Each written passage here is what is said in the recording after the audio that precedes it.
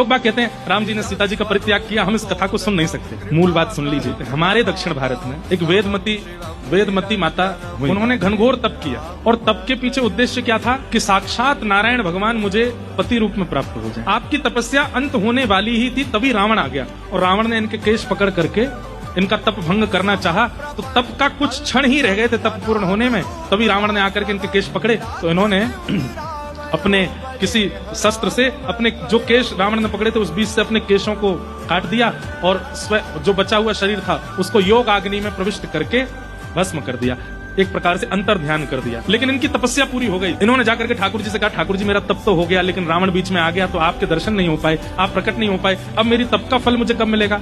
तब ठाकुर जी बोले, हम राम बन करके आ रहे हैं और जब हम दुष्टों का दलन करने के लिए वन में जाएंगे तो सीता जी उस भयावह रूप को देख नहीं पाएंगे, इसलिए सीता जी पावक में प्रवेश कर जाएंगी, अग्नि में प्रवेश कर जाएंगी।